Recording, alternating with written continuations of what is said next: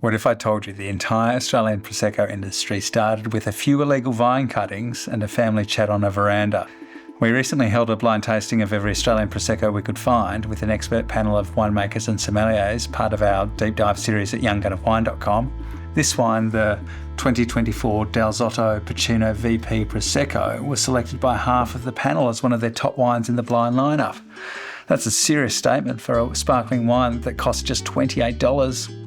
In the glass, this Prosecco is pale and pristine. It's got aromas of ripe stone fruits, nectarine, apricot and yellow apple, layered with citrus zest and delicate white florals. There's also a gorgeous thread of honeycomb and a touch of chalky minerality that really draws you in.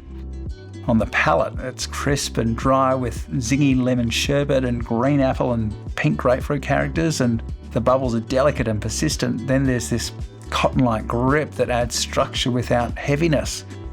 Dal Zotto isn't just any Prosecco producer. They're the pioneers who first made Prosecco in Australia. The story goes back to 1996 when patriarch Otto Dal Zotto was sitting on his King Valley veranda with his sons Michael and Christian.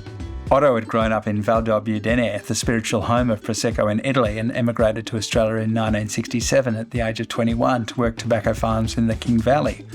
When his sons asked what he really wanted to do, Otto told them about growing up in a place where Prosecco was so integral to daily life that even the poorest families had it on the table.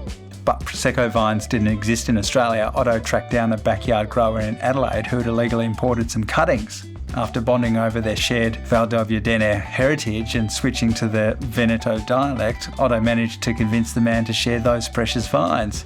Dal Zotto's first Prosecco grapes were harvested in 2004, just 2,500 bottles, but it sparked something huge. Today, Prosecco in Australia is an industry producing around $200 million worth of wine, and it all started from those original cuttings.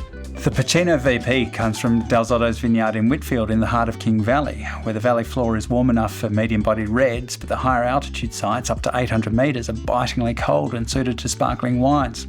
The temperature range with warm days followed by cool nights is much like Otto's native Valdobbiadene. Winemaker Michael Dal Zotto describes the 2024 vintage as having particularly intense floral characteristics compared to previous years, thanks to a drier, slightly cooler growing season. The wine is fresh, it's fun, and it's beautifully balanced. It's the kind of wine that works as an aperitif or with food. Matter of fact, I'd love some tempura right now. For the full results of our Australian Prosecco blind tasting and to dig deeper into the story of Australian Prosecco, head to younggunofwine.com. Cheers.